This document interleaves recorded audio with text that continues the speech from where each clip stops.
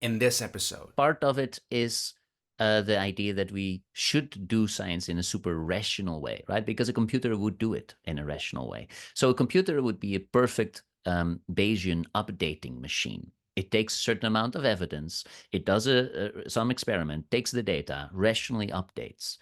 And I think what we see scientists do is not be so rational about stuff all the time. Sometimes they just dig into something and they're like, I think this is just going to work in an irrational manner.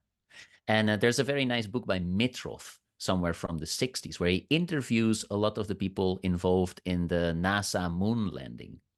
And there were a lot of scientists involved because they studied things about the moon, right? It's not just about getting there, but all these scientists were involved with, okay, so if we get to the moon and we collect some samples, what are we going to see? And am I right about my theory about this, or are you right? And he describes very nicely how people are super personally biased. And he talks to people, and some say, oh, some of these people, man, they really drive me crazy with how biased they are. But then they say, yeah, but we also need them around because they keep all of us really sharp. And sometimes, damn it, they're right about something. Often they're wrong, most of the time, but sometimes they're right. And then we wouldn't have gotten there without some of these people digging in and right. So I have the feeling that we need a little bit of irrationality in the system. Hey everyone, welcome to my conversation with the meta-scientist and applied statistics researcher, Professor Daniel Lakens. I came across Daniel through a previous guest that was on the podcast, Vlasta, Dr. Vlasta Sukomic, and one thing I've always appreciated about Vlasta, her work, and her previous appearances was that she kind of explored these questions regarding the philosophy of science, or pertaining to the what you'd call the social epistemology of science, through a very empirical lens.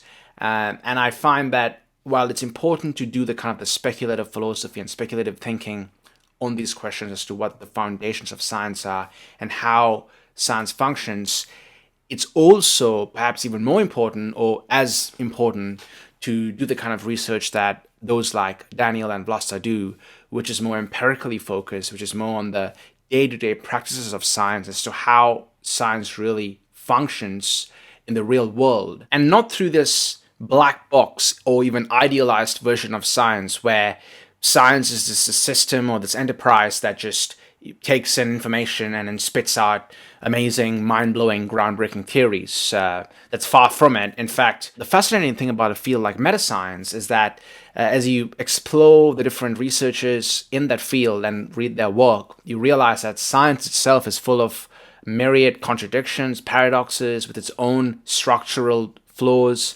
And also, as Daniel and I discussed on the podcast, how much of what we call a scientific institution is connected to the broader psychosocial realities of the society and the culture we live in. Of course, I mean, that seems at times like a given that scientists are humans too, and the institutions of science, like a university, are situated within society. But still, because I think, again, in our times, we kind of venerize or romanticize science, people forget that the scientific practice itself has certainly its own flaws, but also even its own correcting mechanisms that also sometimes go wrong. So it's a bit of a interesting field to read about and study, even if you aren't particularly interested in metascience per se, but just interested in going into science or becoming a scientist outside of academia as a autodidact, for instance. One other thing we discussed on the podcast too is we touched on this concept of open science, which is something I've been really interested in. I will be talking to a few meta scientists and philosophers of science on this particular topic. Again, tightly linked to the kind of neoliberal capitalist dynamics of contemporary society and how much that affects science. Although we couldn't go too deeply into the open science or the openness in science initiative, because Daniel is a person who's researched in a vast area of fields. Therefore, we had to cover a lot of topics. And on the note, in fact, what I really did enjoy about talking with Daniel is this: he's a very lateral thinker, and as he did himself admit, he's a generalist. Therefore, he touches on many areas of research. And it seems like Eindhoven University, for instance, the university is a part of, is the kind of institution that allows their researchers to do so, which is lovely. And I think, again, as he mentioned, this is one thing great about being an academic, where you do get that kind of intellectual freedom to explore a variety of fields. And with the spirit, of course, I did try to be a bit more speculative with Daniel and ask a few more interesting, meaty, philosophical questions. I mean, he does have a podcast called Nullius and Verba, where they do explore these questions. And, Daniel's he was a very affable, congenial person. He was totally open to discussing some of these more speculative questions that you wouldn't probably research on a day-to-day basis if you are a meta-scientist or a philosopher of statistics, for instance. Be that as it may, I thoroughly enjoyed it. I learned a lot. I was hoping to ask him a bit more about especially applied statistics, because again, that's one of his areas of expertise. I wanted to talk to him bit more about how statistics relates to machine learning, which is a field that I'm interested in and that I want to go and research in the future. But hopefully we can do another episode in the future and get to that. In any case, this introduction is long enough, therefore a bit of a quick formal introduction to Daniel. Professor Daniel Lakens is an associate professor in the Human Technology Interaction Group at Eindhoven University of Technology. His areas of expertise include metascience, research methods, and applied statistics. Professor Lakens' main lines of empirical research focus on conceptual thought, similarity, and meaning. He also focuses on how to design and interpret studies, applied metastatistics, and word structures in science. Outside of academia, as I did mention, Professor Lakens has a podcast on science called Nullius and Verba with his co-host Smriti Mehta from UC Berkeley. Without further ado, here's my conversation with Professor Daniel Lakens. Just a bit of context. What I'm hoping primarily is to discuss the concept of metascience and then what you explore in that. But also, I'm really interested. Well, probably this is a good place to start, given that if I'm not mistaken, your background initially in academia was in psychology. I mean, you research in psychology, and then eventually you moved to kind of more researching applied statistics and then Yeah. metascience. So I'm curious, how did your research interest change from psychology to something a bit more, let's call it more abstract and theoretical, if you could put it that way, like statistics or even metascience? Yeah. Yeah. I think the main driver of this was actually starting the reproducibility project. So this happened somewhere around the end of 2011, 2012, definitely. We were getting started. And there was a large group of people who thought, we need to do more replication studies in psychology. That's a good idea to do. And then we got together like, okay, how are we going to do it? And let's design very good replication studies. And that's ironically maybe the first time that I thought, okay, I have to do this study so well because I'm doing the study that somebody else did before. And then if I don't find the same result, I'd better make really certain that I didn't mess anything up, right? So I did a very good job. And then I started to do things like carefully thinking about the sample size of the study. And this was the first time that I really thought, like, wait, how are we supposed to do this? And I realized there are a lot of things, if you want to do science very, very well, that I never carefully thought about. I was just doing things a lot on heuristics, just like what did these people do? Oh, I'll do the same. And now we had to justify everything, like do it. And then I realized I'm not really good at a lot of these things. Why wasn't I taught all of this? And I thought I need to dig into this stuff to do a very good job. And that sort of got me hooked to these kind of things. Like, wait, how are we supposed to do things very well? So how was the learning curve like for a neophyte like myself, who I've got Mm-hmm. no background in statistics at all? How does one? Mm-hmm. I mean, I do know. Correct me if I'm wrong. Again, I do know. I've got friends who studied psychology, and kind of went into research even in psychology, and I do know Mm-hmm. psychometrics, for instance. Statistics is a big part of that. But how did you Mm-hmm. Mm-hmm. find having a background in psychology and not even a background in mathematics, moving on to Yeah. like metastatistics? How was that learning Yeah. like? I mean, really slow, to be honest, in the beginning. So it's not easy. And I never really liked statistics. So it's kind of weird. I mean, I wouldn't have guessed that I would end up here, basically, because definitely during my bachelor and my master, I was just like, oh yeah, I need to do this. How was I supposed to do it? And okay, just get it done. Um, And now I think for the first time to really understand things, what I started to do was program a lot of calculations, statistical calculations. Normally you just click on stuff, right? There's software that of course has everything programmed in. But for the first time to try to understand it, I really programmed the functions myself. So how do you compute an effect size, for example, or how do you compute a t-test, a t-statistic? So these are very basic statistical tests. But if you have to program them yourself, you're like, wait, what kind of command do I have to use to get a distribution like this, and then to put this value here? And so it's very interesting to do it in a programming kind of way and really understand what every little component of the formula is doing, but then also in a way that you can play around with it. So you see it in your software, you can compute it. I think for me that really worked. I always thought either you look at a formula and then you're sort of supposed to get what it's supposed to do. That didn't work for me at all.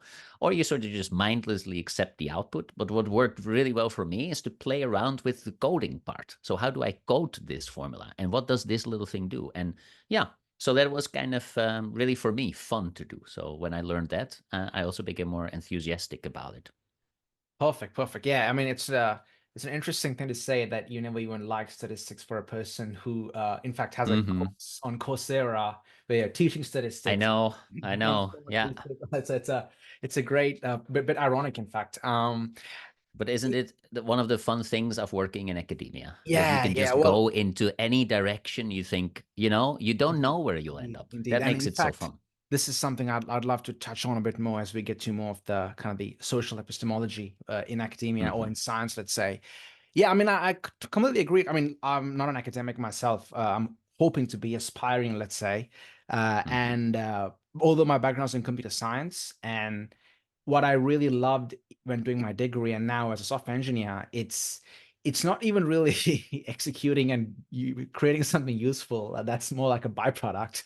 It's rather Hmm. just playing around with code and exploring different algorithms and whatever the new Hmm. framework is. Yeah, kind of gamifying the system does make it a lot Hmm. more enjoyable. Uh, all right, Daniel. So regarding meta science, I've spoken to a few philosophers of science on this podcast. Some, in fact, some of them are more interested in what you could call like the, like say, the ontology of science, as in they're more interested in like what is Hmm. science, more of the questions asked in 20th century by those like Karl Popper or Thomas Kuhn. Hmm. But in fact, I think you're the second person who identifies as a researcher in meta science that I'm talking to. The other person is the Blaster. And how Hmm. can so again, I don't know what the verity of this claim is, but I just Googled meta science about a Hmm. month ago. And in the history, it's really interesting, according to Wikipedia from all places. So please do fact Hmm. check Hmm. me. It started off in 1966, and it was regarding researching the statistical methods of some medical journals, like the statistical methods they used. So Hmm. even from Hmm. its start, so to speak, or from the its initial its genesis, let's say, there was always a close knit relationship between statistics and the field of metascience. But if you could explain again to a lay audience and then perhaps Hmm. a little bit deeper into it, how should we understand what meta science is? And then also, maybe more interestingly, how does it differ from a field like philosophy of science? Hmm. Hmm. Yeah. So I think what makes meta science at the core is this, like you described it. You're gonna take a look at something that happens in a specific journal, maybe with how they report statistical tests. So we really have an empirical basis where we're starting out from. We're looking around, we're seeing, okay, how are people doing science? Not like what is it supposed to be like or what is knowledge even. It's not armchair kind of thinking, which is really important, right?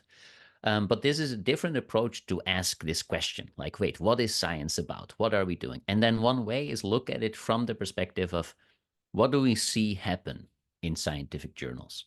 So you can be inspired by philosophers, for example. It's fine to think, okay, so Karl Popper writes a lot about falsifying things. That's an important thing, proving yourself wrong. Okay, well, let's take a look at scientific journals and how often would a paper say, oh, we were actually wrong about this thing? We proposed this, we hypothesized this, but we are wrong about it. Well, then you go and read a scientific journal, and you might notice and describe that basically all of the articles in this journal prove themselves right all the time. And then as a meta scientist, you would be like, hey, that's kind of weird. What's going on here? Where are the people proving things wrong?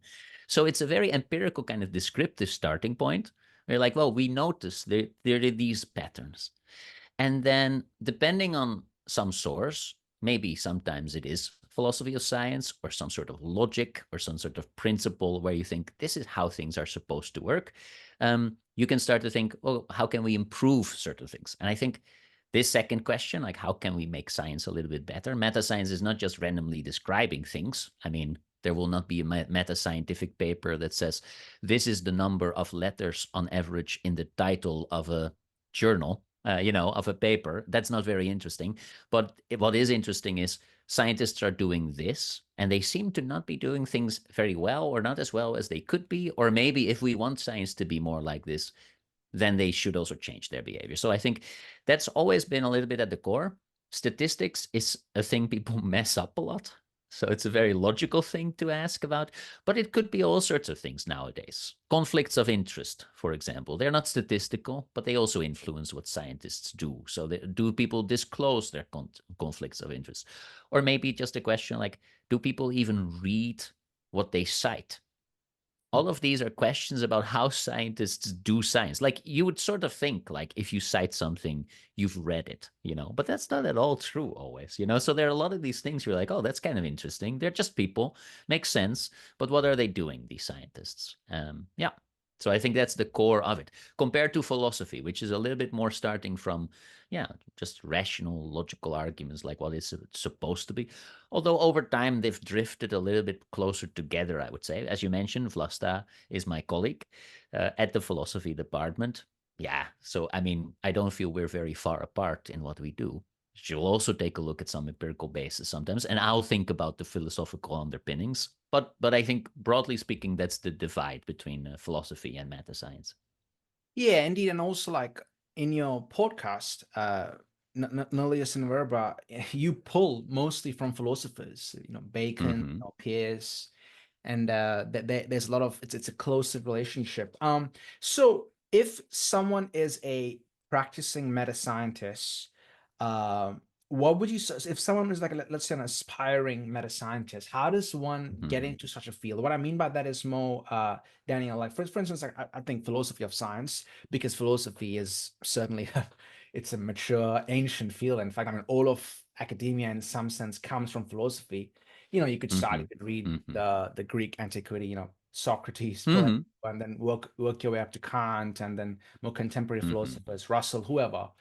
But then when you think of a field like meta science, no one majors in meta science. And Yeah. so I'm more curious again, if someone's interested in the kind of questions, which in fact, if not someone, I am interested in these questions, like what is the social practice of science, or stuff like Mm-hmm.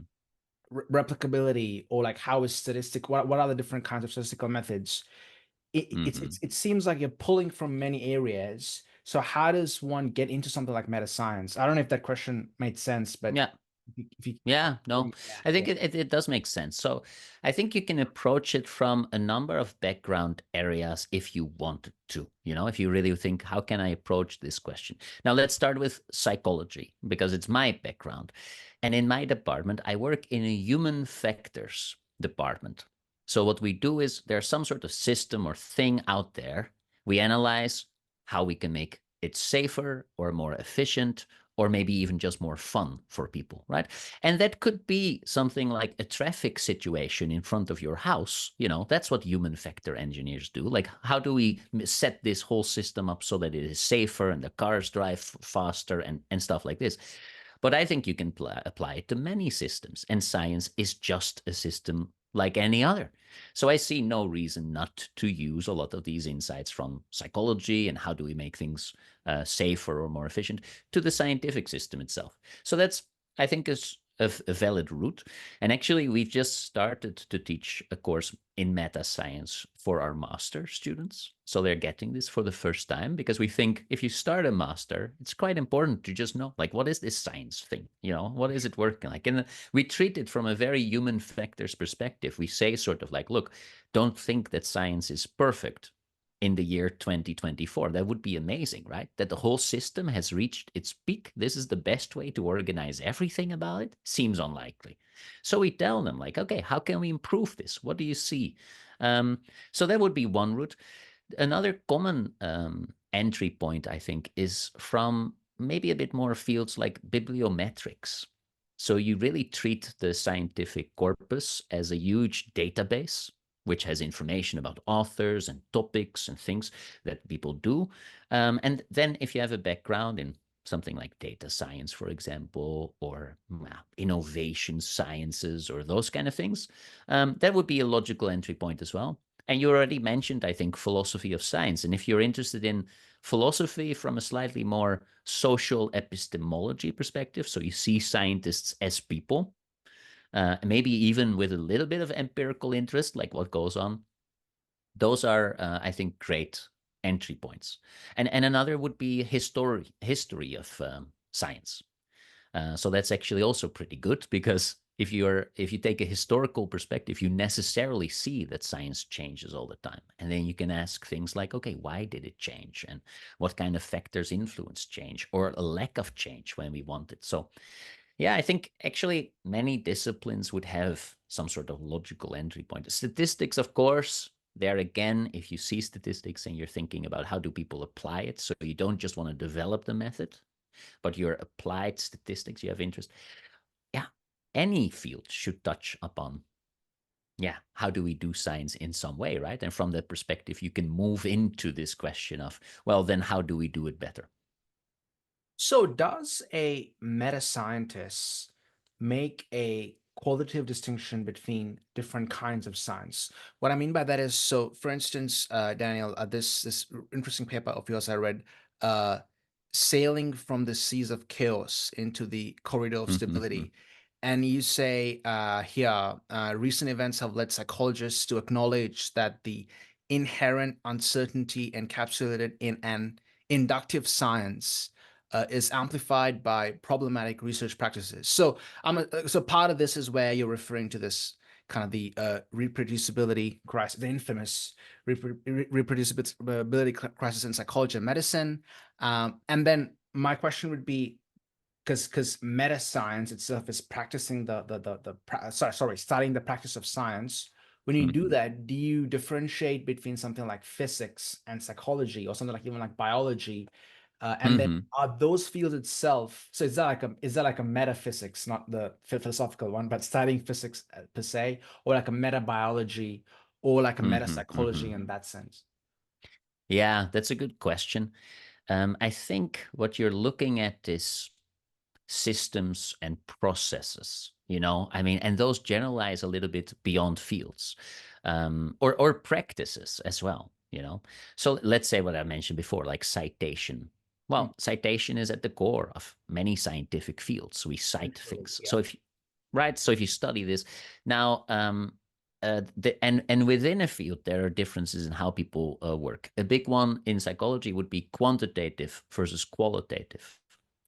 And here people just differ in whether they think there are certain underlying principles that science should be like. So also for a qualitative scientist, so some say, no, we have ideas and we can also falsify these ideas. So falsifiability is also part of qualitative science. And some other qualitative scientists will be like, no, not at all. That's not what we're doing. We work in a different way. So there's all sorts of diversity. And I think everything that you study or you think about, always has a subgroup of scientists in a field, right? So I don't think, I mean, on the one hand, you could say, you have to divide it in meta psychology, meta biology. On the other hand, I think there's even too much fragmentation among these fields. So I think, you try to ask more general questions, such as how can scientists prove themselves wrong? And the specific details will differ between each field. For a biologist, that will mean something else than for a qualitative psychologist. But the principle that we're trying to do this is sort of a thing you could study across fields, I guess. Yeah, in fact, Daniel, there's a reason I asked that question. So let's see if I could build up my kind of my arguments and see what your thoughts are. I had this philosopher of science and philosopher of AI on. Her name is sorry, their name is Mel Andrews, Yeah. and they wrote a paper called a theory-free science. Mm-hmm. So and they call it the pseudo kind of the pseudoscience ideal of machine learning. And it's a fantastic paper because it beautifully argues how there's like this in vogue idea where a lot of machine learning practitioners, not everyone, I don't think necessarily not the ones who are a bit more mathematically oriented, but rather more just people who kind of fall into the buzz of things. They think that uh, you can do science without the scientists, so to speak, in the sense that Mm-hmm. you could have like a machine learning model, train it on a huge bunch of data, and then that Mm-hmm. could produce new kinds of science. And then one reason, one way of thinking about this was science isn't mere formalism; it's also empiricism. So you need to empirically measure things, and that always involves some kind of observer, a subject, or a human being. And the reason I'm interested in this kind of the field of meta science is because it does problematize those kinds of claims that you could have a theory-free science, meaning you could just have like a whole bunch of data, and you could have like a black box ML model and send it through that, and then you'll have new scientific theories. But then, of Mm-hmm. course, maybe perhaps I'm curious here. There probably are certain parts, maybe like the study of citations or certain things that you can abstract out from all sciences, including be it physics, psychology, medicine, it doesn't really matter, that you probably could fully automate and not have human beings partake in. But there are certainly Mm-hmm. other more individual in the domains itself where you still need human beings having theory. Yeah. Now, my question would be perhaps a bipartite manner. Firstly, do you think that's a good idea to try and automate these practices in science, things like citations or like even Mm-hmm. reviewing, peer reviewing and whatnot? Or do you think that can lead us on a really wrong path by having this kind of like black box view of science? Yeah. That's a very good question. I think very interesting distinction to make. And I think there are certain aspects of science that would fit into more structured processes. And there are certain parts of science that are maybe more creative or unstructured. And I think there are actually quite some structured processes which where we don't really ask people to be very creative. And again, I focus on some of these, such as statistics. Now, even within statistics, you have this divide. You have some people who say, look, there are certain procedures and rules, and if you follow them, you've done statistics well. And a lot of statisticians will push back on this and say something like, there is no cookbook approach to statistics. Well, okay, but I mean, come on, what is it? Like somewhere, where's the truth? Because it's not like statistics is some sort of creative poetry exercise or something, right? And if I would study you as a psychologist and I look at what a statistician does and I catalog all their actions, I'm pretty sure I can get very close to some sort of systematic procedure. Now, there's the procedure, there's the idea to do something in a certain way, and there's also what you take home from it at the end. Those two things are actually quite creative or uncertain. So we don't know how people come up with ideas. Why would you do it in this specific way? There's a lot of flexibility there. Then there is a way of working, a way of doing something. I feel that part is pretty systematic. And then there's the output of this procedure. And what did you take home from this? What did you learn? That's also very subjective, personal. So these two endpoints, we have no way really to capture in some sort of system or checklist. But I feel the middle part, we often can capture. Maybe in an algorithm, maybe a computer can do some of these things.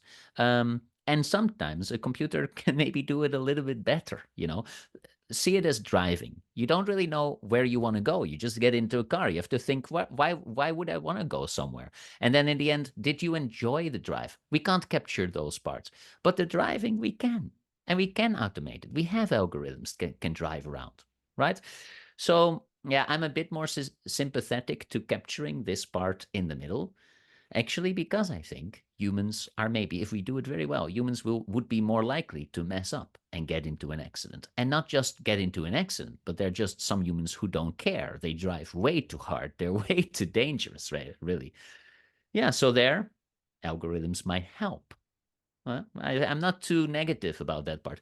But the first part and the end part, come on. I mean, we're so far removed from understanding these aspects, also in science and creativity in general, that I don't think that we want to capture those.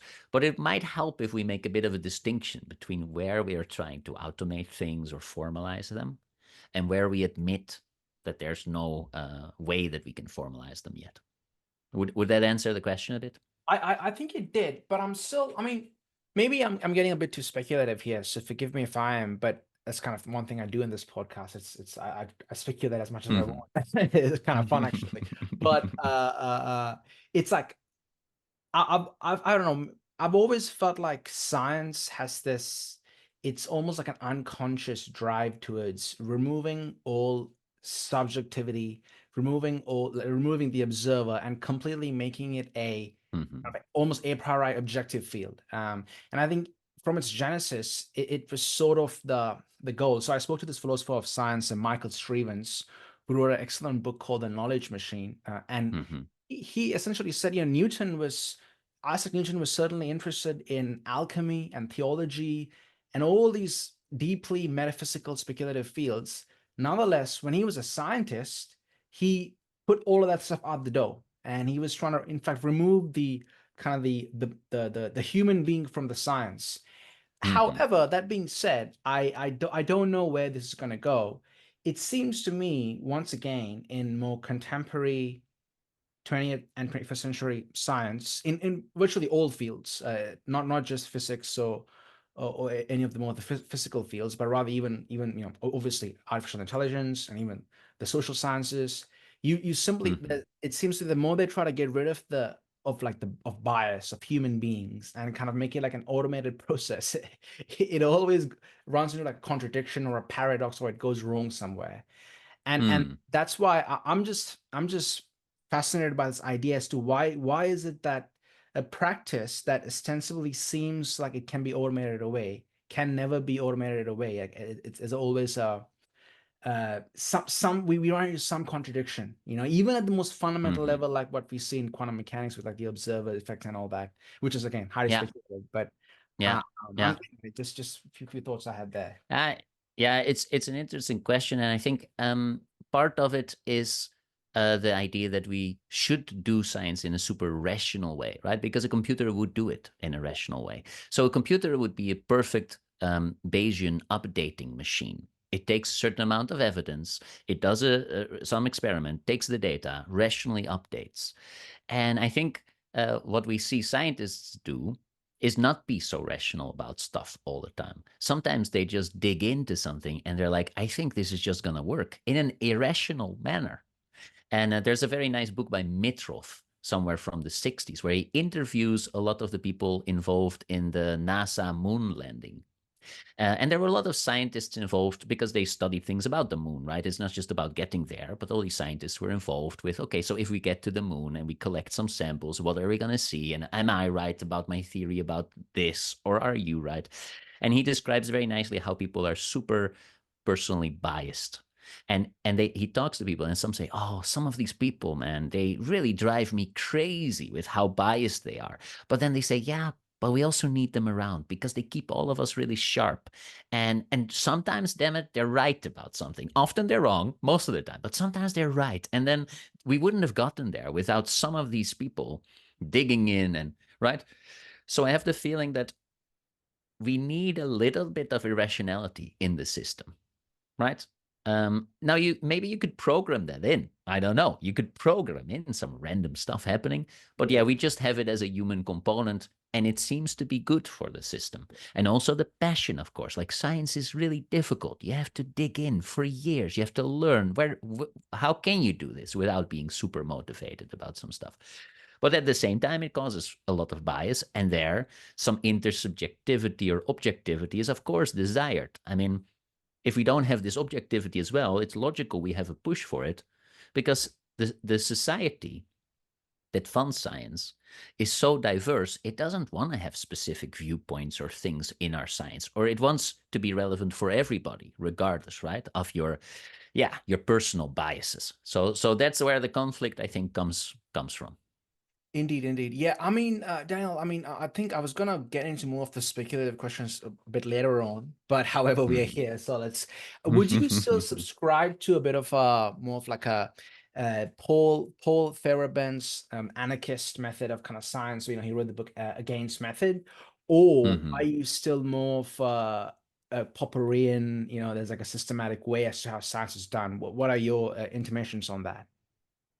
Yeah, so I think that book, and its counterpoint was, which was supposed to be written right by Lakatosh. So it's a historical sort of one-two. Like I'm gonna set up something for you to argue against. That was the idea. Thesis So and antithesis. Yeah.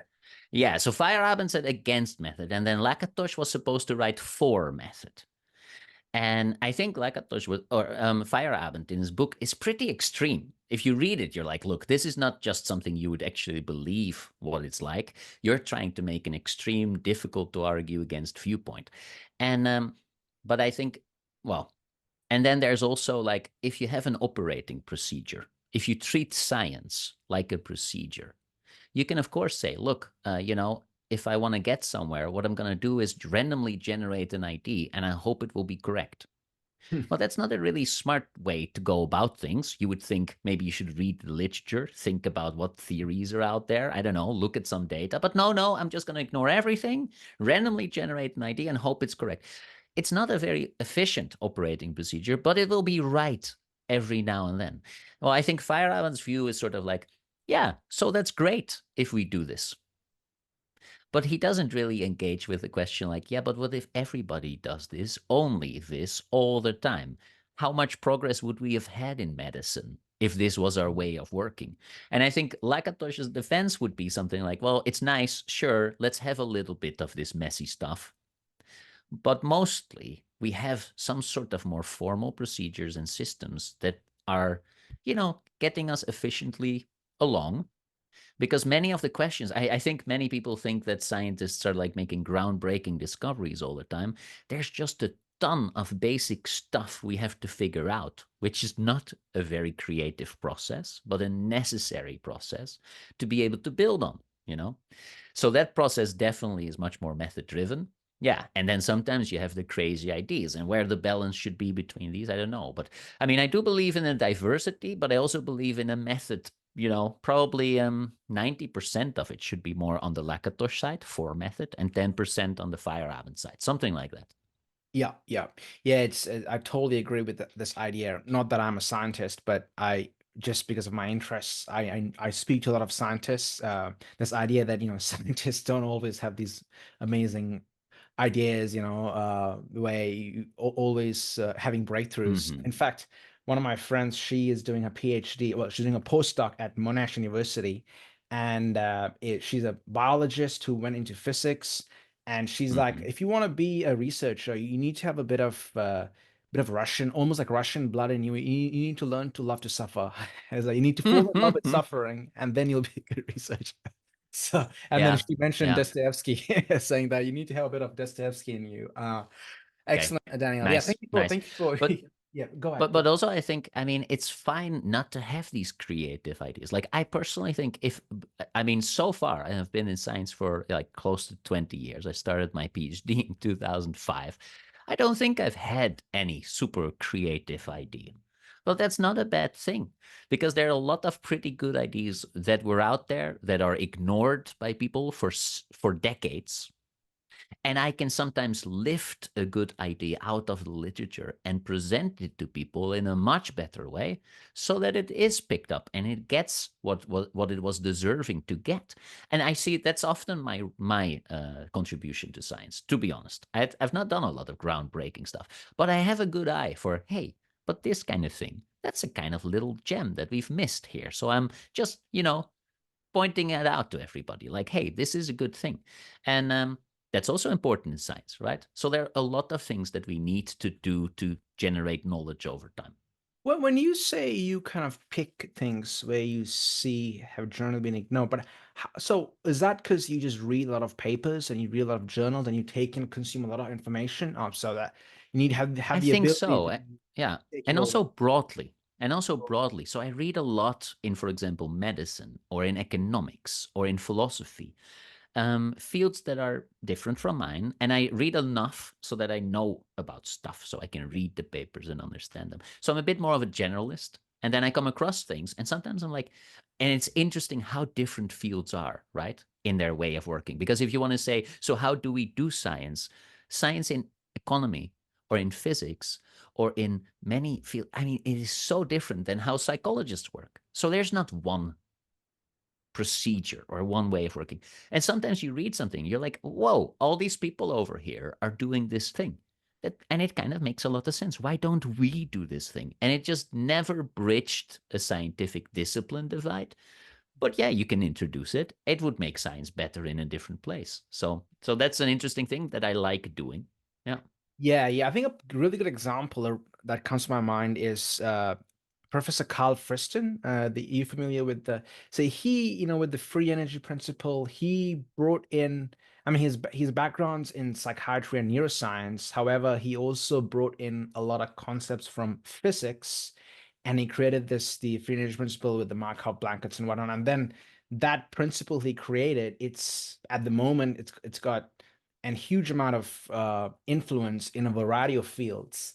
And I've been trying to get through this book called on this book Mm-hmm. here, Active Inference, and unfortunately, I'm touching up on my map for that. It's not an easy thing to get your head wrapped around, but it is extremely engrossing. It's just the way it can be applied to many parts of the Mm-hmm. Mm-hmm. sciences, and I feel like what you described, he's a good example of that.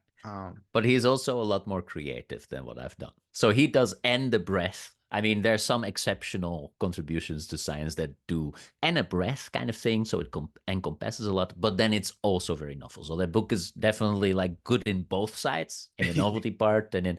But yeah, but it's also the breath that makes it such a good contribution. Yeah. Excellent. Well, okay, Daniel, I want to chat more about the kind of your philosophy of statistics. However, before that, uh, I'm sorry if this is a bit of like a cliche question, but I'm curious. I mean, I'm not sure how to like formulate this, but what I want to ask from you is if if you're, let's say, advising someone who wants to go into science, maybe a person like me who's still a student but wanted to become a researcher eventually, but also if you were given uh, carte blanche to do whatever you wanted with a university or a kind of like an institution or a lab, let's say. So those two realities. So one is advising an individual, the other is more the system, the institution.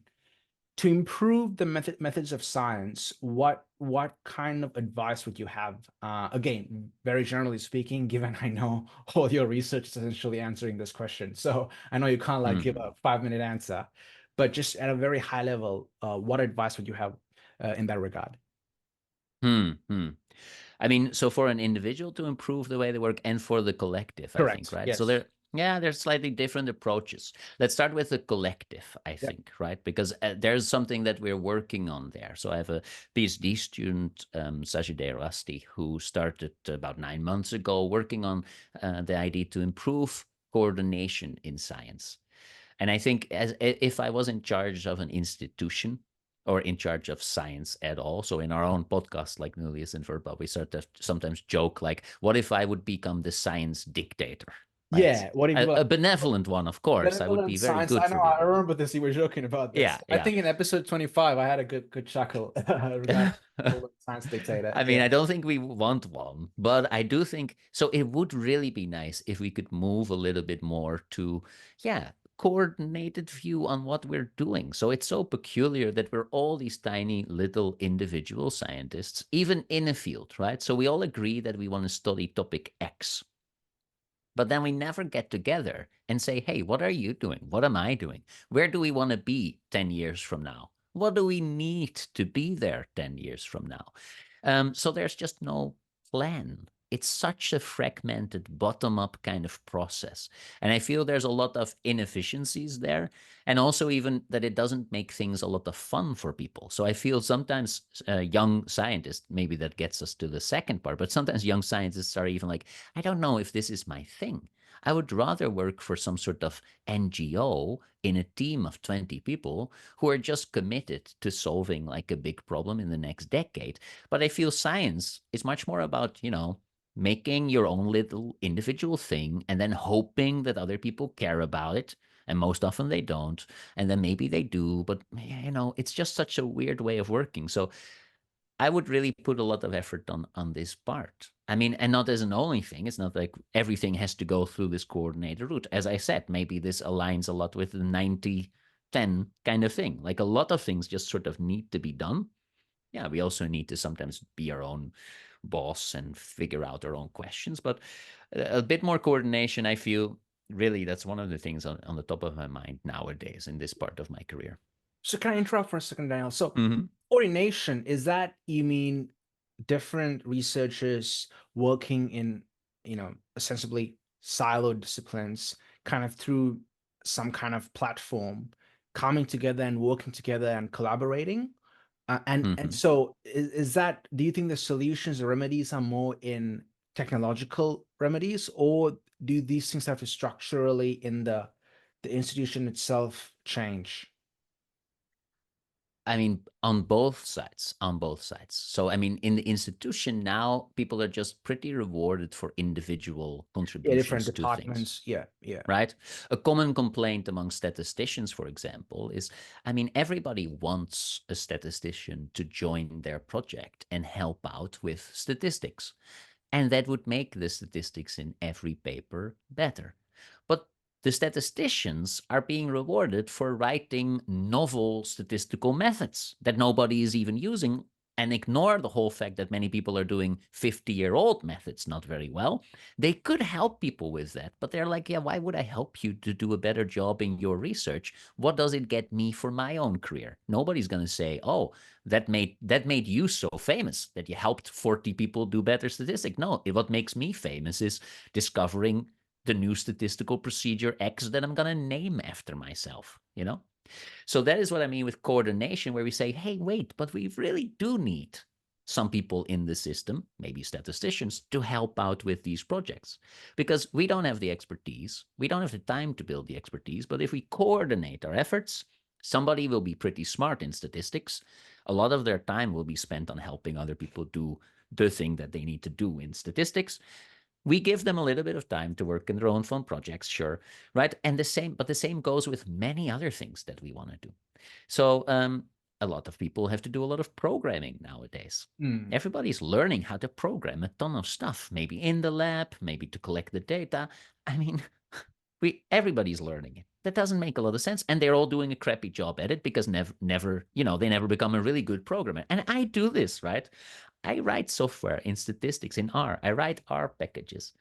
If I look at it, I know that it works, it works, but it's crappy programming because I'm not a programmer. And if a good person had made this, the tool would have had much more use, much better integrated into other stuff. Anyway, so that's it. So then we would get together and we say, do we actually want this statistical technique? Yes. Okay. Do we want to have a good software package where this is in? Okay. And who is going to do what? And how do we make sure 5 years from now, it's all there? So there are many things where we need, especially for this longer time period. It's very often the case that there are interdependencies in research. If I want to do a good study, I need a good measure. Nobody's going to spend 4 years developing a good measure without knowing that there's going to be this good big study that will use the measure. So there's an interdependency. Only if the measure exists can I do the good study, but the measure won't exist unless they know somebody's going to do the good That's study. right. So people need to get together and say, you do this for 3 years, then I'm going to take it over and I'm going to do that for 3 years. And then a decade from now, we will know this thing we all want to know. So that just doesn't happen. Now, do you need technological solutions for it? I definitely think now, of course, we can collaborate so well. I mean, what we're doing now. I mean, I'm old enough to think this is still amazing, right? That we Oh, I can mean, talk, I'm you just know. yeah, I'm 26 years old, and I think this is amazing. I mean, I get Yeah. to talk to a professor who's working in Metascience and statistics.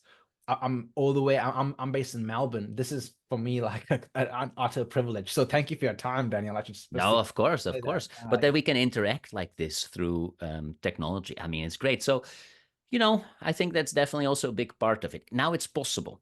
I really feel a lot of things weren't possible. I mean, technology has made it possible to do science in this way now, much more. So, of course, we should do it. The system is slow to adjust, but I hope it will. Yeah.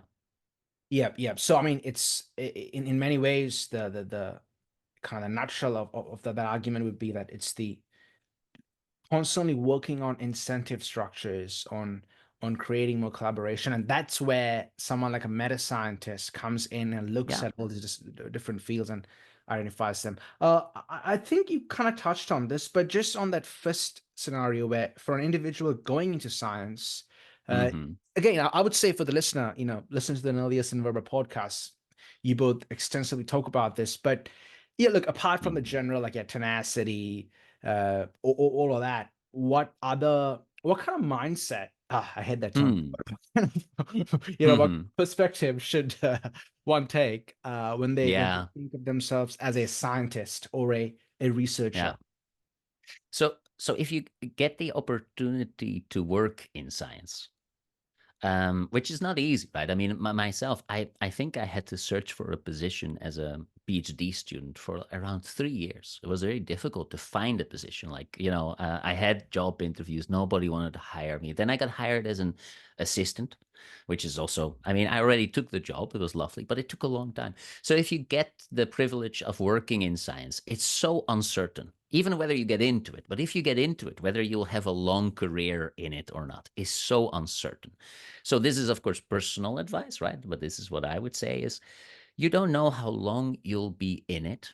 So do what you think is the best science to do. You can become a very strategic scientist where you're like, well, I feel I have to do this thing, right? Because this is hot right now. And that's what, will get me my job later. Or I have to go to this conference and try to talk to these people because that is good. No, think about what you think is really important thing to do. If you know, you might not know, I mean, that's also fine. But if you really think like, no, this I think the way to do it, stick with certain principles. You already mentioned the incentive structures. They will pull at you. But try to really reasonably think, what am I in it for? Don't get distracted by these things, because it's very likely you won't have a career in science. And then when you don't have your career in science, you always think like, okay, should have done things other ways anyway. You can't regret sticking to your principles. You're like, okay, at least I did whatever I wanted to do. I don't regret anything. And it wasn't in the cards for me. Um, so that's my advice. I know it's a little bit idealistic. You're not supposed to say these things. A lot of times, advice for young people is much more strategic, often. But anyway, this is what I would do No, no, personally. I mean, look, I'm no one to say this, but I'm more on your side. I'm a complete romantic. I believe you should midst of your longing, as the poet Rilke said, and pursue what you think is important. I couldn't agree more. It's funny because Good. like especially in like academia Twitter, you see a lot of like PhD students they're joking around about how broke they are because they in Australia the stipend is below minimum wage what PhD Mm, students get. It's like you can't live, so they have to work a job part-time. So it's yeah, like you're some people could be in their 30s when they're doing their PhD, and there's basically you're living it's becoming unlivable, and then you on yeah, top of that you're expected to do this novel research where it's not just because a PhD isn't just attending lectures or it's not coursework. You're a researcher. You're Hmm. contributing to the human knowledge. So all of that does require tenacity, and which is why, Daniel, if I'm being honest, like I asked you the question for both the individual, but also the social Hmm. structures, the social system, because I do believe in everything you said about, pursuing your passions, doing what you think matters. But at the same time, we are, after all, a part of a community, a part of a collective structure, and those collective structures themselves have to change. I mean, historically, Yeah. there were very few women in science, for instance, and thankfully that's changed now. I mean, so, and that was a Hmm. social change. It wasn't like one person who decided. So it's kind of why I Yeah. asked it. But no, thank you. No, so Go ahead. Yeah. but I even think that in this sort of coordinated approach to science, right? So the thing is, if we only look at individual performance, or a lot on individual performance, then we are basically forcing people to do, I don't know, to work as hard as possible and hope to be selected in. Now there'll always be selection in some way, right? But I think we also have a responsibility to make a system together that we think is a bit more sustainable. So I think if you think about it, I mean, in the Netherlands, things are, I think, a little bit better. So here, if you're hired as a PhD student, you get a job, a salary. I mean, you are an employee at the university. You get a salary. Um, and it's decent. It's decent. I mean, you can go on a holiday, you can buy some stuff that you just like, I mean, you can go out for dinner or to a concert every now and then, you can live. It's not rich, and if you would work in industry, you would get more, but it's sufficient. And then over time, it will grow up to a point which is pretty reasonable, like I think. So I think that's a responsibility, I don't like people working in poverty. I mean, that doesn't sound good as a system. And mainly for the reason, like, who is gonna go into science? So I think, I mean, Dostoevsky, he would do it. But I don't think we only want people in science who'll say, I'm happy to suffer through all of this stuff to contribute to science, because then we're going to miss out on the good people who Yeah. would make really good contributions. Yeah. So we have to fix those parts, definitely. Yeah, yeah. I mean, obviously, couldn't agree more. I mean, I was joking about Dostoevsky, but yeah, I mean, even if someone is driven and passionate, we're all human beings, Yeah, of course. and we all burn out. We all, mentally, especially with the global extraneous circumstances, what's going on in the world, all of that Yeah. adds in. And you'd know this best as a person, with the background in psychology. I mean, just to add on to that, Daniel, like in Australia, they don't even call it a salary; it's called a stipend.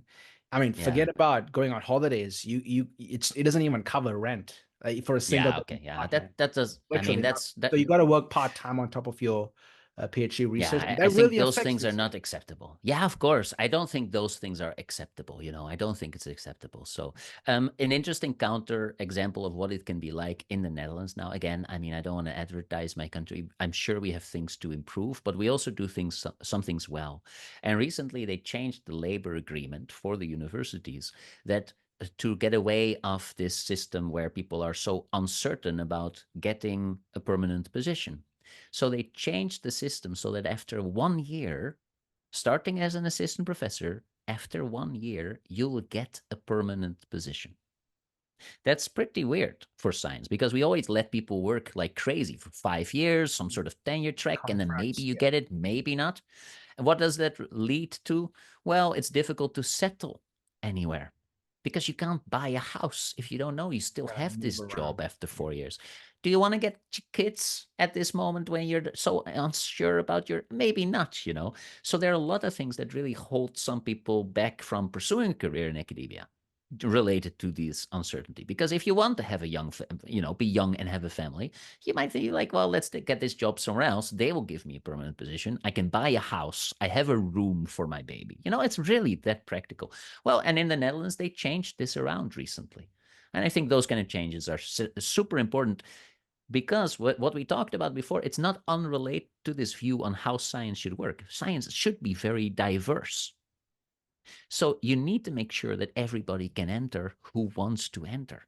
So you need to create, yeah, just the basics, money, making it fun and an enjoyable job, You have to get those basics in place. Otherwise, you'll never have diversity in science. So they go hand in hand for me. I mean, they're not independent at all.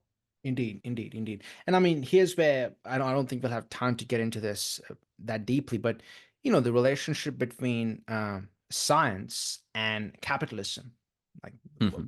economic system. Well, in fact, Vlasta and I are hoping to have a conversation next month on this exact topic. The question, this is really almost the ideology of capitalism is, okay, the free market, it creates innovation, it creates incentives to innovate more and create scientific progress and scientific innovation. But is that really true? Is it the case that the invisible hand of the free market, as Adam Smith said, helps researchers and scientists create more, become more innovative? Is that true? I mean, those are questions for Yeah. me deeply meta scientific. Yes, exactly. And there's interesting work by Polanyi in the 1960s. Polanyi is his All name. right, never. I think one paper is The Republic of Science or something. I think that's what it's called. But he has exactly this metaphor. The invisible hand will guide scientists to where they can make their biggest contributions, which are the best and whatever. And he really believes basically in this sort of capitalist system in science where you will just pursue rewards, but the system is also completely transparent and you know exactly what your best contribution is and you'll produce. He really talks about it in all of these terms. You'll produce the best knowledge. Well, I mean, what we're seeing in science is sort of like a market failure. We don't do it's like, yeah, you're all producing stuff. Sorry, wait, what happened to the climate? I mean, exactly the same problem happens in science. We're like, oh, wait, what about these things and these things? So I think if you talk about the replication crisis and those kind of things, those are market failures. Those are things that we should have taken care of. We ignored it for too long and now it's a mess and we have to fix it after the fact. So I'm looking forward to that conversation. I think it's at the core of many of the things we're talking about. Yeah, yeah, because one paper we're going to discuss, I haven't read the paper yet, is Vlasta wrote a paper on COVID and vaccine development, and just discuss that as it pertains Mm, to the neoliberal free market okay. ideology. But Daniel, I guess this is a good segue because we spoke about kind of coordination and collaboration. This paper, I read it, when I reached out to you initially, so I've kind of forgotten parts of it. But the peer reviewers openness initiative, incentivizing open research practices through peer review. So I will be talking to a few philosophers of science who do work in this like open research initiative. If you could just again for a lay audience describe Mm-hmm. what is the openness initiative or open science, what is this initiative, and then why in fact more radically, why isn't all of science open? I mean, why does it cost an exorbitant amount for an outsider like Mm-hmm. me to go and access a paper on some journal? Yeah. So that is again related to technology, I think, to a certain extent, in the sense that, of course, it made sense in, well, I don't know, 1927 that we would pay a publisher to have my thoughts that I've written down copied many times and distributed across the world. That was very expensive. These publishers did important work. We didn't have any other way to do it. So we paid those people a lot of money to take our scientific research and spread it around, but they also made a really important contribution to making sure that scientific knowledge could spread. Well, nowadays, you will have noticed that you are able to communicate like this.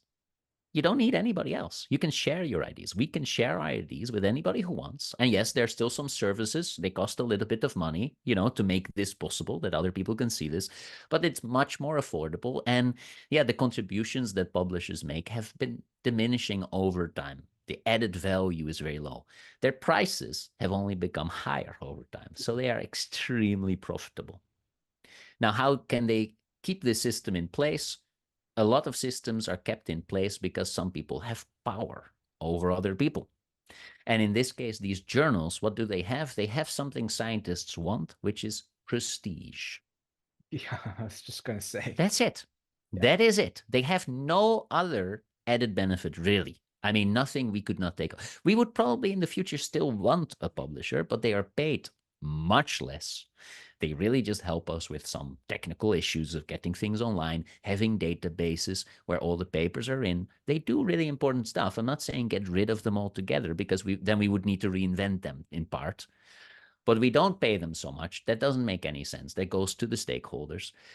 Where they make money is not by saying, hey, I'm so efficient of putting your title in a database, or doing some spell checking for you, or allowing people to download your article. That's not where their added value is. Their added value is our journal title is Nature, and you want to be in our journal because this is good for your career. And all scientists say, yes, yes, that's true. I don't care about it. I could put my PDF online for free and you could read everything. And I am not doing this because I want the prestige. So they're trading free knowledge against prestige. Why does this keep happening? Because the general public is not upset enough about it.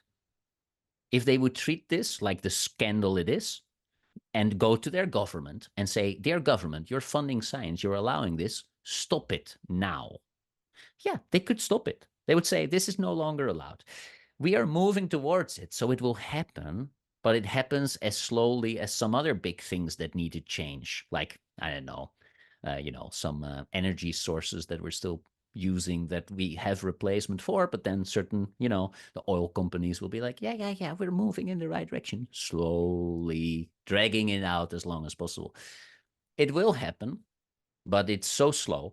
And the only reason is that, scientists dig into the system, the prestige. They don't rock the boat, basically. And the general public is not aware enough of it to just vote for a political party that says, hey, by the way, you want access to scientific journals? I'm going to give it to you. That's my policy thing that I'm going to change in the next government period.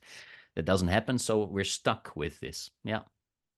Because historically, I mean, there have been autodidacts who are self-taught people, and for that to happen, because some people, unfortunately, due to life circumstances, will never have the Mm-hmm. opportunity to do a master's or a PhD or a bachelor's or Yeah. anything for that matter, and having Yeah. this information accessible, it's almost like it becomes kind of like a necessity for you to live a I life of agree. mind where, because we I humans, agree. we aren't to paraphrase Jesus Christ, man shall not live on bread alone, right? We aren't just Mm-hmm. beings who just eat and fucking. We Yeah. also need these things where we're mentally stimulated, intellectually stimulated, and so and therefore it kind of like the same. You could even make an argument in the same way you say things like healthcare or things like free education. Well, people do make that argument. People like socialist politicians like Bernie Sanders, that education is a human right. Well, Mm-hmm. access to information should also be a human right in some. Of course.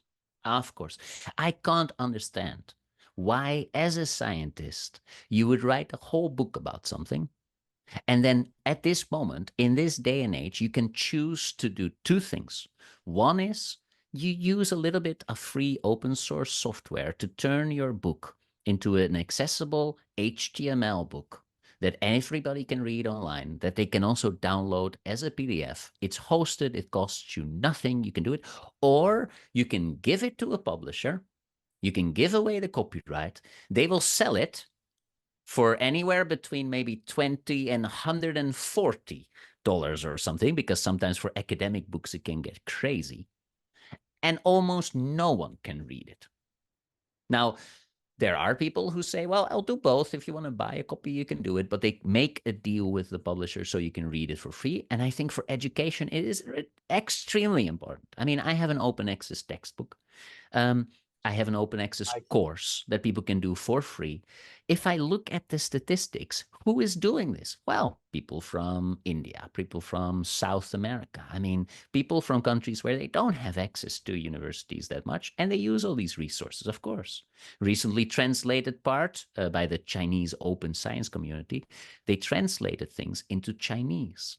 Why? The book has no copyright. You can do it. You can translate it into any language. And they thought the content was important for people in their country, it wasn't accessible to people in their country. So they translated it. If you make knowledge available for free, you get much more out of it.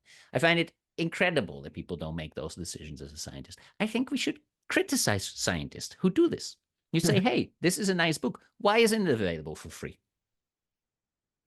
Yeah. Anyway. Yeah. So, okay, I think you already did touch on this, but connecting my previous question to this, structurally, Yeah. systemically, what are some ways, apart from, as you said, voting in, political parties or politicians to put in policies where you can't charge these exorbitantly expensive journals? What are some, in your work as a meta scientist, what are certain structural changes we could make that Yeah. you've identified to make science more open? Yeah. So this Open Reviewers Initiative, that is a collective, sort of collective thing to do. You can sign up to it. And the idea there is very simple. Now, we again live in a day and age where you can share data and materials underlying a paper, which are very important for scientists to be able to check or build on your work. So there's really, in many cases, nothing holding you back from just sharing the raw data. There's often no privacy issues or stuff. If there are privacy issues, there are a lot of ways to deal with it. And in this idea, if you cannot share your data, the only thing you had to do is explain why you can't share it. But the main thing is it shouldn't be that by default you don't share your data. So the peer reviewer openness initiative is basically the idea that we have a little bit of power, and where we have it, we should use it. Where do we have power? Well, as reviewers, we can say, I will accept this request to review a paper, or I will not. So we get asked to give criticism on the papers from our peers during the peer review process. It's an important part of the publication process. But I get so many invitations to review papers that I have to select. So we're basically saying, well, then you say, if you did not share the data and the materials, but you could have, I won't review it. I'll move on to the next paper that does this. I see. And then, yeah, the idea is that after a while, journal editors would be like, this is getting annoying. All these people. And also, I mean, I write pretty good reviews, good reviewers. We can't get them anymore. We have to change our policies because otherwise, so that's the idea. So where you have power, collectively try to use it by saying, hey, we signed up to this kind of way of working. And so that's a nice thing. And I remember when we did this, when it started. So Richard Moray is the leader of this paper, that instigated this idea. We got it out, and then people were like, oh, this is so, who are you to decide, that other people need to share their data and materials with their publication? People were kind of upset. And now I think after 8 years or something, this has become such an accepted default way of working. It's still not required. We're still far away from where we have to be. So, but this is an important route. And another route is for people who are above this whole system, such as science funders nowadays. And this happens, right? There's a lot of movement for science funders to say, we require that you share all the data from the work that we pay for, or even that you make all the information openly available. You cannot publish without making it accessible to other people. It has to be open. So that's another structural thing, right? As scientists, we can identify where do we have power. Let's get together and try to change something. But there are also people who just have power, like funders. And then we can, hopefully convince them to do some things, or they can make good decisions and then make things more open. Excellent, excellent. All right, Professor. I mean, okay, I want to ask, I have a whole lot of questions to ask about authority in science, and this is what you mentioned about the funding side.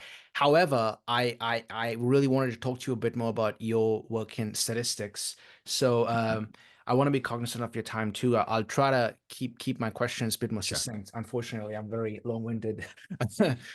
No, it's fun. It's fun. I mean, Yes, we can always do it another time. Yeah? I I mean, would you're be having my grateful. good Yeah. colleague Vlasta over as well more often. So, I mean, anyway, Excellent. go Yeah. on. That would be great because as you saw, I have a lot of questions, and generally with these things, one thing I like about podcasts is that you can delve deep into a topic. Yeah. So I would rather delve deep in sort of keeping it superficial and just covering a whole bunch of stuff just for the sake of covering stuff. Sure, sure.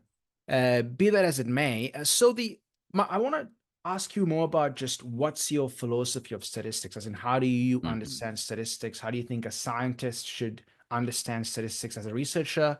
And then you say, almost like an aphorism on your blog, you say, understanding 20% of statistics will improve 80% of your inferences. I Mhm. like that pithy statement. So if you could just tell us, first of all, maybe elaborate on this aphorism, and Yeah. then perhaps what's your philosophy of statistics? Yeah. So I mean, they go hand in hand. So this statement about 20%, 80% is Pareto principle, right? So if you learn a little bit about things, it will get you very far in a lot of things that you want to achieve. It ties into what do I think you should learn? What is this little bit? So this little bit are certain principles underlying your decisions about what statistics is about or what the approach to statistics is about. Because there are many different ways that you can do statistics. There are a couple of schools, not so many ways, but there are a couple of flavors. Um, they don't really overlap just with philosophies of statistics. So you have Bayesian statistics, you have likelihood statistics, and frequentist statistics. So there are three main approaches that are used. We won't go into detail what it means, but there are three things with certain idea. What I really think is important is that you get the underlying idea. What is it that we're trying to do as scientists? And then make a choice for, okay, so my statistical approach is this. I'll give you a very quick overview of two options that you could choose. So one is, if you choose this Bayesian flavor of statistics, you're asking questions, what should I believe? So you use data to update your belief about things. If you would do it perfectly rational, you would really quantify your belief. But this is what is the goal of scientists? Well, scientists update their beliefs. We learn things, we believe things, and then we learn more and more, and we get closer to the truth as long as we do this well. There's another approach, which is called frequentist statistics. It has not much to do with what you believe. The main idea here is we have a procedure to test, and this procedure will not fool us in the long run too often.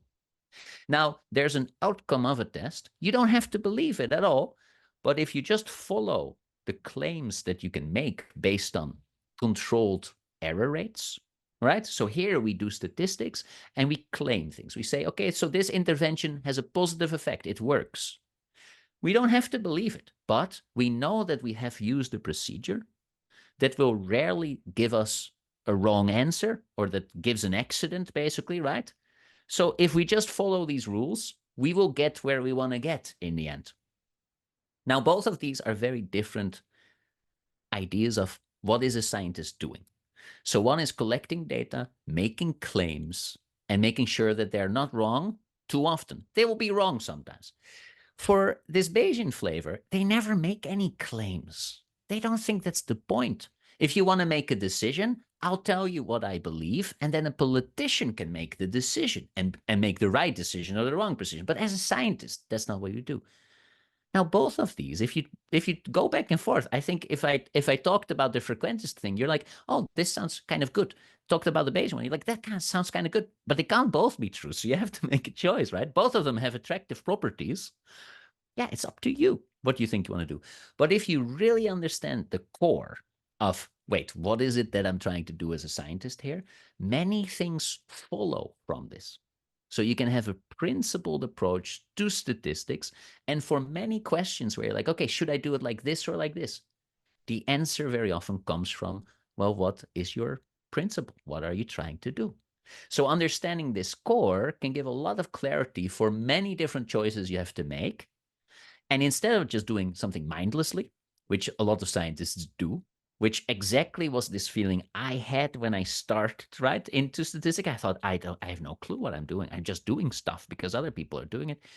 You can replace that with an understanding of a principle, a feeling of some certainty in your gut. You can just feel like, no, I know what I'm doing, and you can say it honestly, right? Because I think that's a thing many scientists don't reach this point. They do stuff, and they're like, well, why do you do this? And they feel in their stomach, they feel like, oh, but yeah, don't ask me this because I don't really know what I'm doing. No, you've learned the principle; it will guide you in the right direction. So that would be my philosophy on statistics. Like that would be the goal of learning statistics. Okay, okay. So let's see. Maybe I'll kind of try to repeat what you said to see if I understood it. I Hmm. think okay, Bayesian statistics I certainly understand, given I have a background in machine learning and all that. And so it's about Hmm. having an hypothesis and updating your hypothesis as you collect more information. That makes sense. The frequentist approach. Let me try to use Hmm. a bit of a silly example. Let's say we all know. Well, I knew at least that this morning the sun rose. Now, this is the Hume's induction thing. I can't Hmm. necessarily say the sun's gonna rise tomorrow morning. However, based on the fact that for the past 26 years of my life, except when I've been hungover and passed out, the sun's Hmm. always risen every morning. I can say, Hmm. therefore, the sun is going to rise tomorrow. Is that still more like a Bayesian approach? Because I still have some kind of Yeah. hypothesis, because that would still be a Bayesian. So, what would like an example of a frequentist approach mean? Because I thought frequentism is more of having like an instrumental approach towards So statistics. so the, so the approach would more be something like, okay, should I act as if the sun is going to come up tomorrow or not? I Well, see. you take a lot of data, you compute something, and you say, well, the probability that we're wrong about the sun coming up, given the data we have, we could be wrong, but we can say with a very low error rate that it's going to come up tomorrow. It might not. We don't know. But for now, let's just act as if it will come up. And then you come by and you say, but Daniel, I really feel tomorrow is going to be the end of the world. Really, I believe it. And we can say, well, good for you. But, we don't care. We don't care because we have a procedure. And indeed, you might be right, but we are following this procedure. It will guide us in the right direction most of the time. It's sort of like, a traffic system. We set a certain speed of driving so that the traffic accidents are very low. People get where they want to go. You might not get where you want to go when you get into the car. It might be you, and you might think, "Oh, I think I won't. I think I will get into an accident today." We say we don't really care, but we have a system where most people get where they want to go without accidents, and that's sort of science. Driving around, getting little bits of things done, yeah, you might get into an accident, and we find that acceptable. And well, anyway, that's sort of more the metaphor. So it's really not that you believe, like, I think the sun will come up. No, More you have a algorithmic. methodological procedure, and you trust that this procedure will not guide you in the wrong direction too much. I see. So, and then as a scientist, let's say a scientist who doesn't have a background in statistics, what they need to understand is these two principles to the work they're trying to do, which one suits their work better. Like it's not like Yeah, one's yeah, not maybe better than the other, or which suits it better, but it might also be just a personal choice. I mean, ideally, right? We would I we see. would run two parallel universes. We would have one that works in one way. We would have one in the other way, or maybe we have three, one that's a mix of both or something. And then we measure scientific progress over a millennium, and we say, oh, it turns out if we use this way of working with It's better everything that progress. comes with it, with everything within the social system, oh, people can actually do it, and people, you know, everything. We say, oh, look, the Bayesians are 24% more efficient. Wow, that's a game changer. Everybody do it. But we don't have that at all.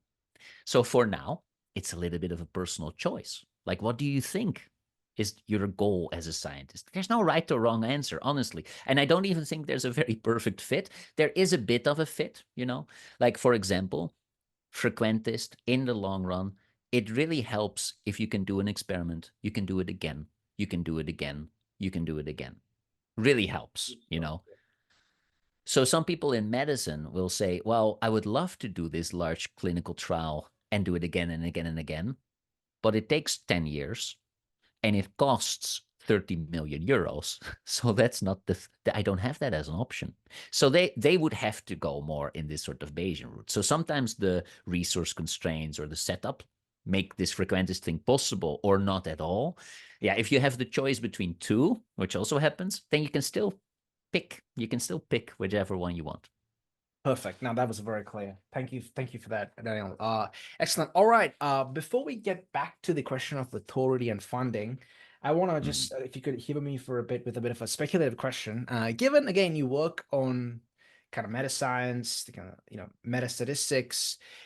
Would you say you're a scientific realist or an scientific anti-realist? So what I mean by that is in the sense of, for you is science getting at the real thing, whatever that exists, or do you still take an approach, a more of like an instrumentalist approach that science gives us a representation of the world, or that Hmm. it doesn't get at the real thing, so to speak? So Hmm. what are Hmm. your philosophical intimations on that, Daniel? Yeah, yeah.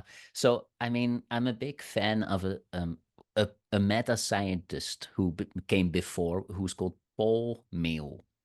And so Paul Meehl is also a psychologist from training, but he also worked a lot on meta scientists, an early example. And one of the nice things is he has a lecture series. So this is a lecture series from 1989.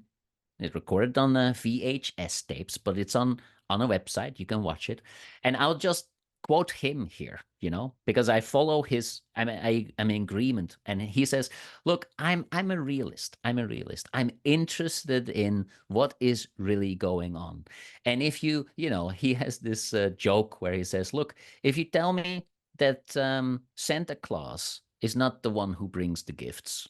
But that it doesn't matter because you have the gifts. So who cares? He's like, no, I don't agree. I want to know. Like, if it's not Santa Claus, then who's doing it? I want to know what's really going on here. It's not instrumentalist approach. Like, okay, we get there. No, he wants to know what's the reality behind this. I feel the same. Like, what else are we doing this for personally? And I think it is achievable to get very close to it in many cases. It's as difficult as it should be because science is difficult. I'm not saying it's easy.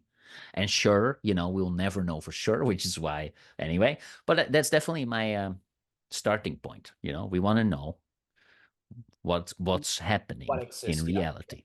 Yeah, No, yeah. I share that inclination too. I mean, in the sense that, like, in some sense, for me, all of um intellectual work or life of the mind is something along the lines of what is real. I mean, we're speaking of science here, but even if you take something, a field like literature, for some people, literature it's a ontologically real field. I mean, even for myself, it's not like literature is sitting on in like some ethereal meta reality or whatnot, but rather it tells us something real about, be it human Hmm. existence or psychology. Dostoevsky, some say, is one of the greatest psychologists that ever lived. So we're Hmm. trying to Hmm. see the real thing. And in fact, my whole kind of contention with this debate has been that we have no choice but to be scientific realists because we have no choice but to at least tell ourselves that what we are studying is something real. Because if not, we get lost in like almost like it becomes like an absurd pursuit in some sense. So Yeah, I feel the same. I mean, this is not my expertise in any way. So, but I kind of feel the same. And I also feel like this is where my motivation, at least personally, comes from. This is why I have a drive to do this stuff. And that's also why I think it's so important that we organize science in a way, you know, yeah. I mean, I feel that you have to get principles of how you think science is supposed to operate from somewhere. And if it's from a purely instrumental approach, I also find that kind of difficult to then translate such a philosophy into a clear way of working. Everything becomes more muddy. Maybe I just like clarity. Maybe that's just why I feel more pulled to these approaches because they structure things nicely and I feel like, okay. But yeah, that's also a reason for me to prefer it. I don't know if it even would matter. I mean, here again, if we assign half of the scientific population to be scientific realists or scientific instrumentalists, would it matter in the long run? I'm not so sure about this yeah, one, to be honest. in fact, probably not. Yeah, it's more one of those speculative philosophical questions. And the person you mentioned was Paul Meehl. That is Paul, that Meehl, right? The Yes, Yeah. exactly. All right. I think Yes, I know the yes. lectures you're talking of. I'll leave a link to it in the show notes. Excellent. Good. Daniel. Uh, we are a bit past time. Is it okay if you can give me 5 to 10 more minutes of your Yeah, time? yeah, sure. Thank you very much. I appreciate it, Daniel. So I want to ask you about authority in science. Hmm. The episode 25 that you did with your co-host, Reverencia. Smriti Mehta. Smriti Mehta, yes, that's right. I'm just going to Hmm. say episode 25 because my Latin, as we discussed, is horrendous. Hmm. So you spoke of, okay, firstly, I guess maybe in a very broad sense, for a lay audience, how should a lay audience that certainly are they're interested in science, they almost have a reverence towards science, however, they aren't a part of any scientific institution. So how should they view and treat scientific authority? And I would say here, Daniel, this is not some kind of, abstract philosophical question. We just few years ago Hmm. lived through a pandemic, and this question of scientific authority was, from every politician to philosopher to every person on Twitter were discussing what is scientific Hmm. authority, how do we understand it. And then maybe this question can wait for another day.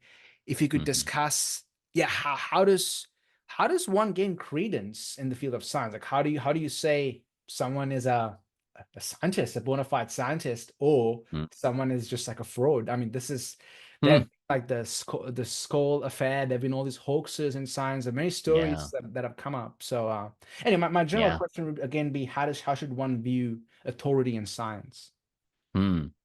Well, I mean, we discuss it in the podcast, but I think you actually broaden the discussion a little bit in interesting ways. So I it's worth thinking about for me also in the future. I think a little bit, but so again, in science, we are trying to have procedures that ideally are transparent enough so that if you would invest a huge amount of time, you would not need to rely on any authority. So I think that's an ideal state, but we can set up workflows where if you have no job, you have all the time in the world, you're willing to invest a decade in checking, you could really figure it out yourself, right? I mean, you could dig into a specific topic.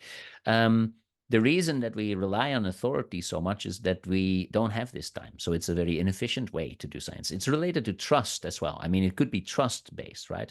I mean, if you ask me, the main question you have is actually, could we trust scientists? I would Yeah. say by definition, we don't want authority to play a role. So authority is really this hierarchical process, which I would say is antithetical to good science, right? Now, if it's an authority you trust, that's fine. If you take things up on trust and you think this person is somebody who speaks with a good track record, they seem to be right about most things most of the time and they know what they're talking about, then maybe they are a bit conflated, right? You trust them and they become a sort of an authority on this because they have proven that they are trustworthy about this. Does that make sense? That they Yes. are a bit conflated in this sense? Yeah, yeah, certainly. Yeah. However, I mean, the reason I'm interested in this question of who do we trust is, let me see if I could give an example. I know I brought up the so-called affair Mm-hmm. before, but uh, Mm-hmm. that in physics, I'm not a physicist, obviously, but I've been deeply following a lot of the ongoing public debates among those like Lee Smolin, Carlo Rovelli, and then I was going to say Roger Penrose, and they explicitly they make this claim, and these are preeminent physicists, that physics, so much of physics funding in the past 40, 50 years has gone into string theory, but we should look for Mm-hmm. other frameworks in fundamental physics like loop quantum gravity, and so on. And so the idea of scientific authority, and then like I know my question more was towards, well, how does the general public trust science? So how do they view scientific authority? But then this question also goes into, yeah, where does the money go? And at the end of the Yeah. day, money speaks, Yeah. money talks, money is where power is. Yeah. So Yeah. Oh, yeah, I mean, what is interesting is that a lot of science is driven in this kind of authority-based approach. I mean, but I think because we don't know what else to do. So I don't think it's a desirable endpoint, but it's because we don't really know how else to do things. So yeah, and we have to make these decisions. And some people have influence, and they determine what happens into a field.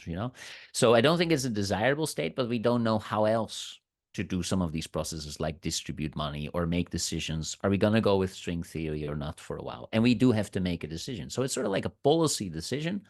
It's not a real scientific decision in a way. We try to make a reasonable choice. Um, and then how do people get authority? To be honest, I think I dislike authority so much in part because we have such bad ways of making people an authority. in a field. It just happens based on all sorts of stuff. You It would seems hope purely people. contingent in some sense sometimes. Yeah, and even random. I mean, some people just become authorities, and then you're like, wait, why actually? Where did this come from?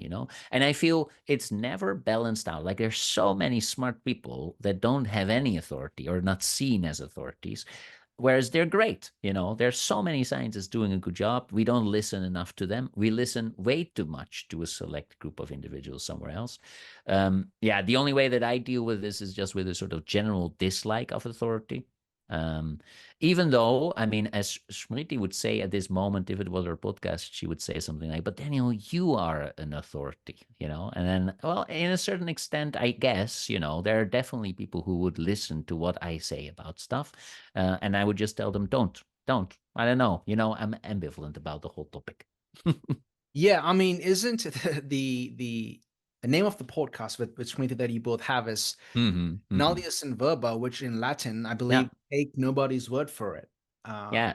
That's You like see, it's like at an the core aspiration. that we think, yeah, at the core that we think you shouldn't do this. I really feel it's like a core of scientific reasoning. And of course, I mean, in practice, you're not going to invest so much effort disproving somebody if they have a great track record and you trust them. But I feel it's a difficult aspect of science that it's so strongly based on authority so much at this point.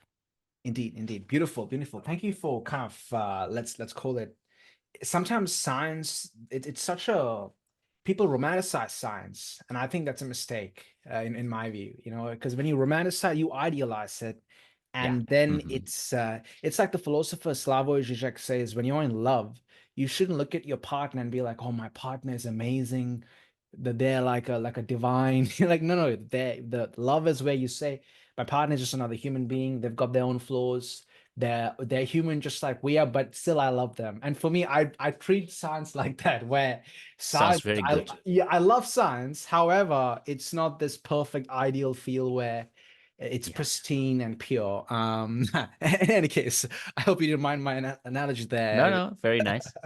All right, Daniel. I guess my last question, given we are out of time, and again, thank you very much for your time today. I'm very grateful for it. Is, yeah, what are the? I know you said you're with one of your PhD students. Doing some work on coordination in science, kind of studying that. But what are Mm-hmm. the kind of upcoming projects that you're working on, and what Mm-hmm. are your current research interests? Let's say. Hmm. So one other thing we're working on, it's just a very specific project, but still, I think it's interesting. Is together with a colleague of mine. I just had breakfast with her because she happens to be in the city, Lisa de Bruyne, which is actually from Glasgow University. And we're working on tools to help people implement better practices. So in the last decade, I've written a lot of stuff about, look, you should do this, you should do it like this, and this thing, you should do it like this.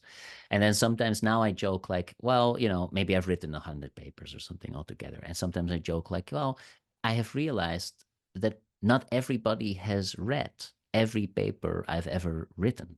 I mean, they should, of course, but we don't have time. So one of the things we're doing is trying to build a tool that will process a manuscript that you're writing on, identify where there's a possibility of improving practices, and then linking people to say, look, hey, it looks like you've done this. There is a common kind of thing people do wrong here, and you might want to read up on it. So what that does is, instead of saying, hey, read those 100 papers that Daniel has written, and maybe some other ones as well, and hope that they will apply to one of your future papers, we're reversing it. We're saying, oh, you have written this thing, you're thinking about submitting it. How about you now read this thing that is relevant for what you've written here? So I'm excited about that because improving practices really is difficult. People don't have a lot of time, but this is a way to make it easy for them. So that's maybe one project that quite Okay. So it excited about. seems like you're going down the software engineering, right? You're building, is this a software tool you're trying to build, right? Yeah, Fascinating. yeah, So yeah, that's yeah. We're getting right. into language processing models and stuff like this, but also LLMs, simple all of that. rule-based models. But Yeah. exactly. And one thing that's nice about it, I work at this human factors department. I was always a bit, I'm a bit on the outside of the department. They very much appreciate the meta scientific work as well. But this feels like a real human factors project. Yeah, how can we engineer something that will help scientists do a better job? Excellent. Certainly. Yeah. Well, look, as I said, Daniel, I have a lot more questions to ask from you. I had a whole bunch of speculative questions, but perhaps this is a good start, and maybe in the Maybe future another time. or at Exactly. another time, I'd love to ask you more about those. But yeah, regardless, thank you very much for your time, Daniel. I really do appreciate it. And yeah, the podcast, I've been thoroughly enjoying it. It's Thank you so my much. Thank you. morning. And I've been enjoying your work. So keep it up. Keep it up. Cheers. Thank you, Daniel. I appreciate it.